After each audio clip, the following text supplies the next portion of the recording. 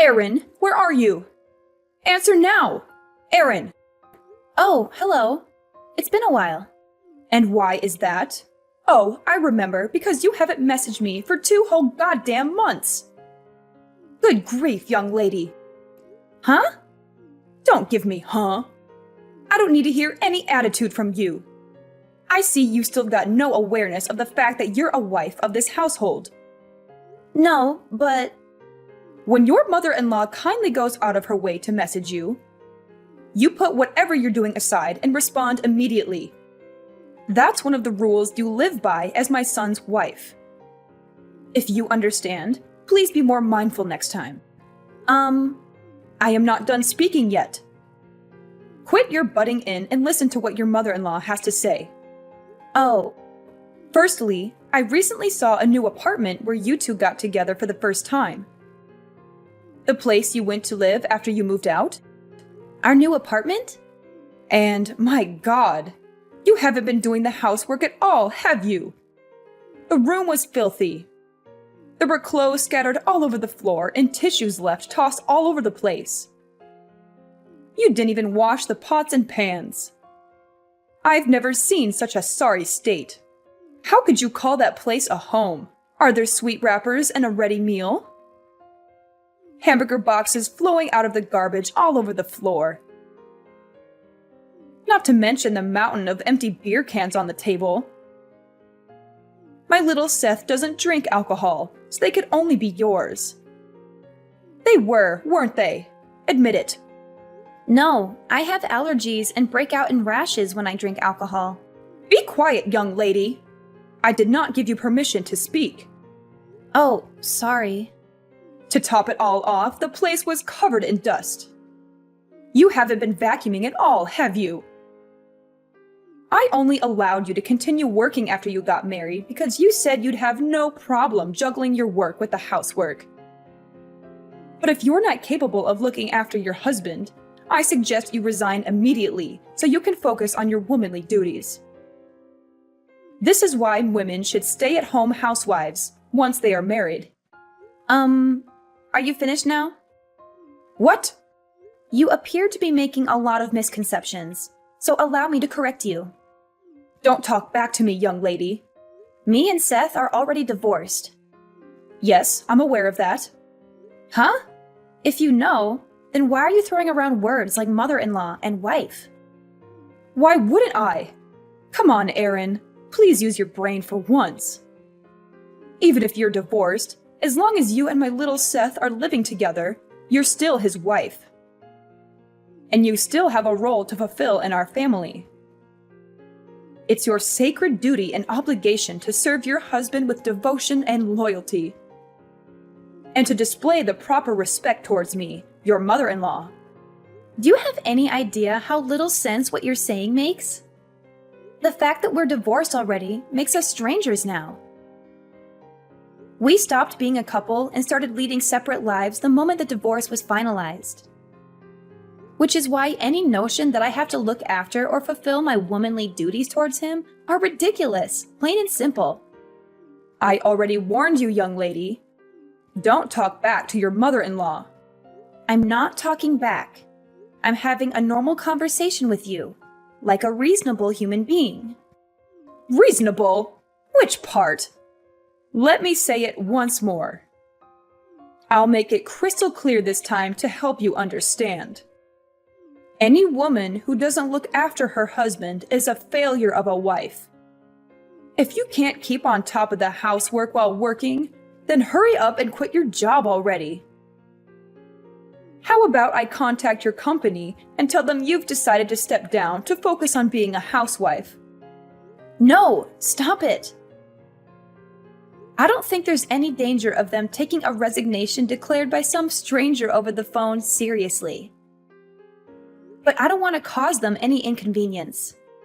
Then just quit now while you still have some dignity left. Let's face it, after seeing how lazy you are at home, you're probably a burden to them too. I'm not a burden, actually. I'm a high-valued employee.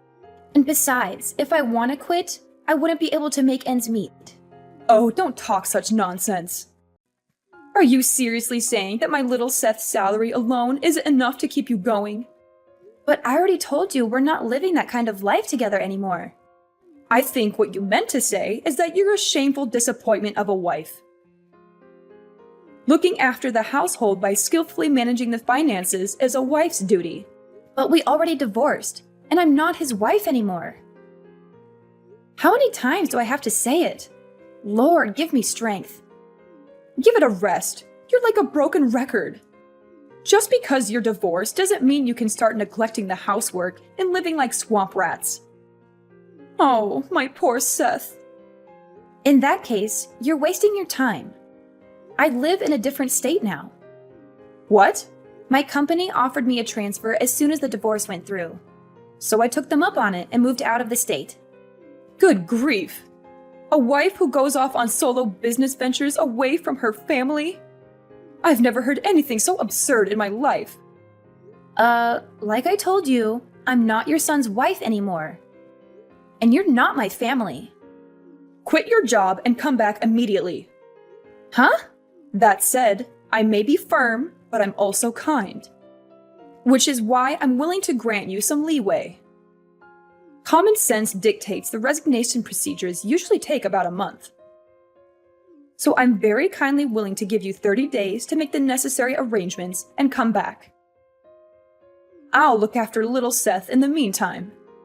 So hurry up and quit your job and move back here so you can be by our side again. I told you, we're divorced. Quit talking nonsense. Now you're just arguing for argument's sake, young lady. Nonsense? You heard me. Hey, Seth. It's been a while. Is now a good time for you? Is that Aaron? Hey! Yeah, long time no see.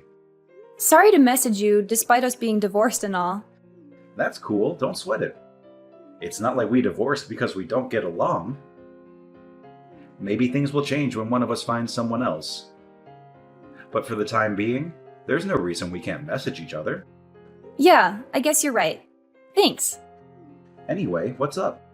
I want to speak to you about your mom. Huh? My mom? She's not causing problems again, is she? Darn it. Well, you could say she's causing problems. It's more that she doesn't listen to a word I say. It's like talking to a brick wall. What happened? Well, to sum it up, even if you are divorced, as long as you two live together, you're Seth's wife. And as long as you're his wife, you need to look after him. If you can't keep on top of the housework while working, then quit your job. That's basically the gist of it. What did you say to her? I told her that me and you are strangers since we divorced. And I keep insisting I'm not your wife anymore.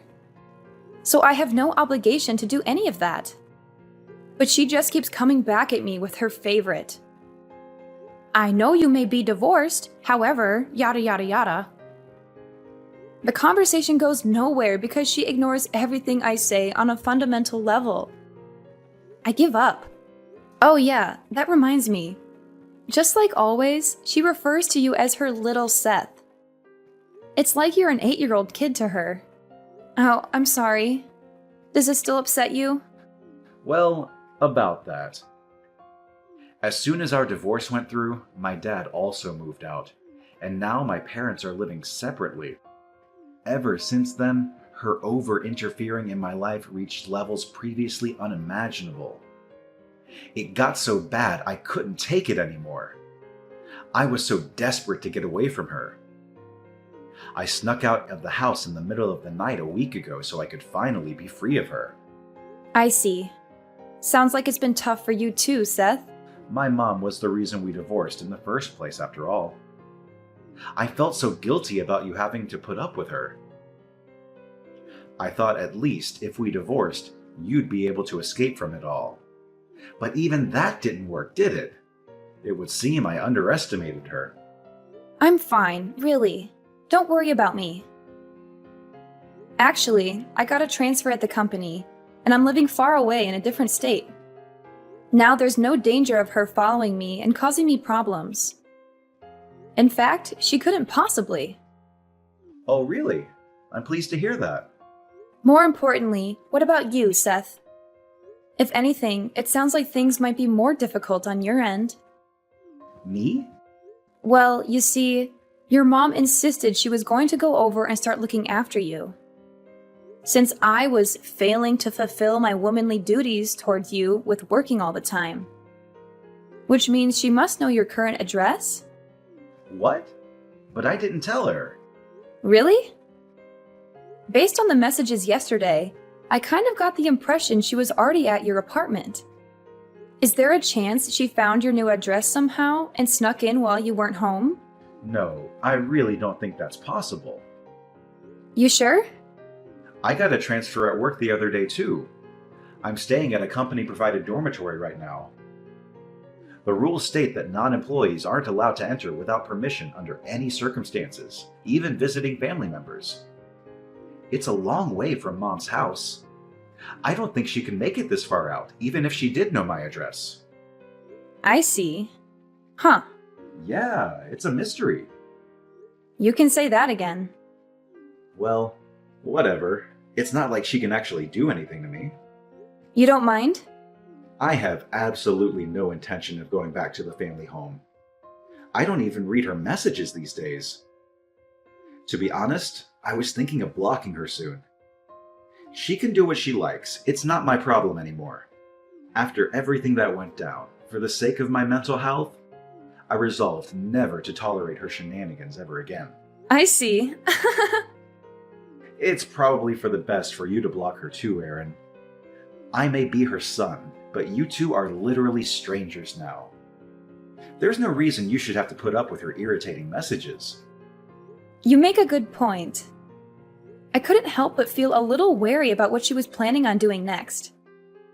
But actually, after keeping an eye on her a little while longer, just to be safe, I think I'm going to block her. I think it's for the best. Anyway, I'm about to jump in the bath. Sure. Thanks for today, Seth. Night-night. Good night.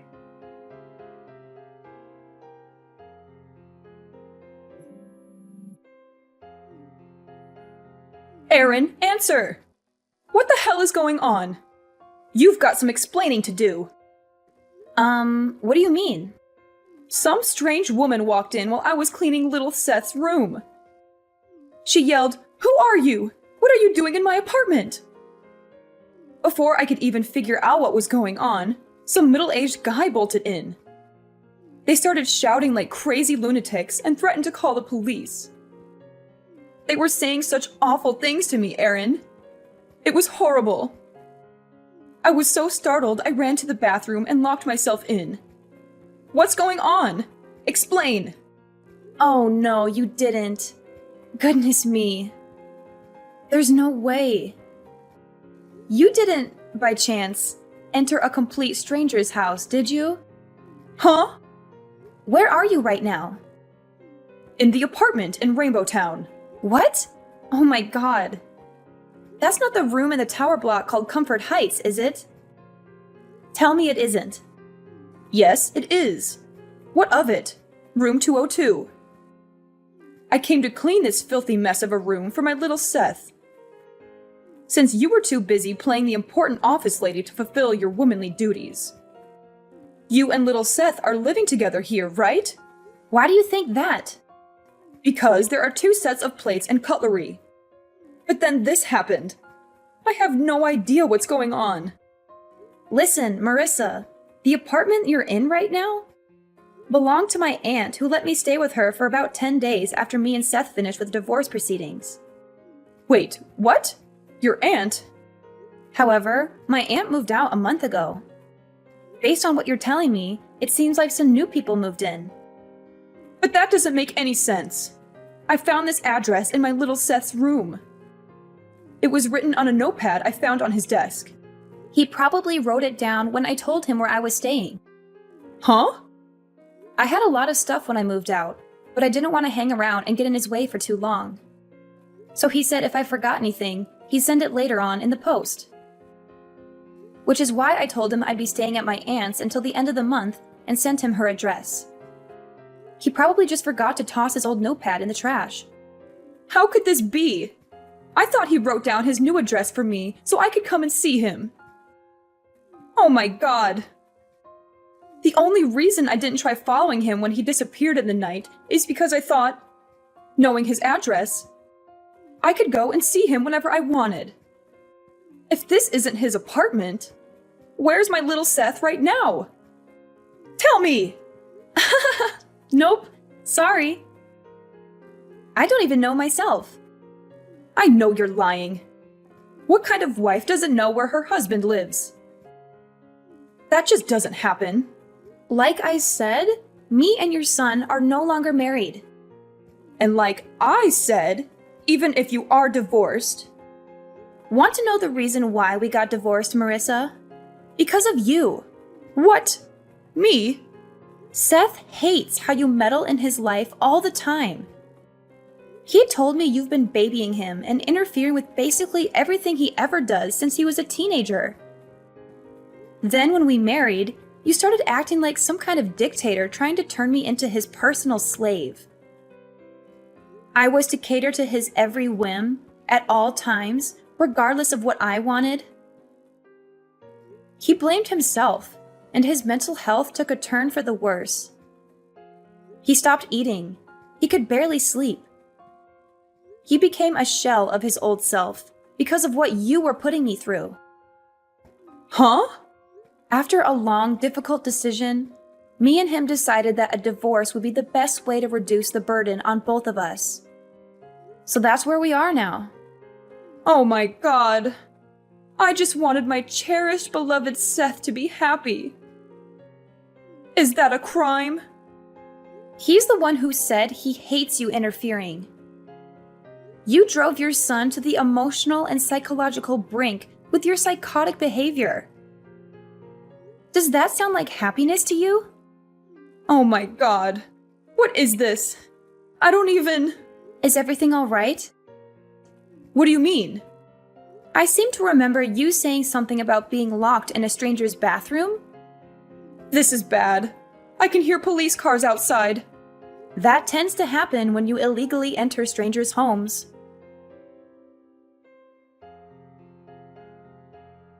Firstly, as for how my ex-mother-in-law managed to get into a stranger's apartment, it turned out the couple who were living there forgot to lock the door when they both went out for work, so she was able to creep in unnoticed. She found a key. They left it out on the table, and she took it upon herself to have a copy made at a local locksmith. She returned to the empty apartment for several consecutive days while its inhabitants worked, where she continued diligently looking after her son. Eventually, she ran into the poor, unsuspecting couple one day as they came back from work. Naturally, she calls the police a major nuisance when they were swiftly dispatched to deal with a strange woman hiding in their bathroom. The incident ultimately ended up being the straw that broke the camel's back when my ex-father-in-law, from whom she had been living separately, finally divorced her. Apparently, she broke down into tears, screaming, wanting to be alone, not even knowing where her little beloved Seth had moved away to. Her own parents were no longer around, and she didn't have a soul in the world to rely on. Thus began her life alone. Now I'm living happily in an apartment my company provided for me when I transferred. I did get one last message before I blocked her, bemoaning how she cries herself to sleep every night because of me.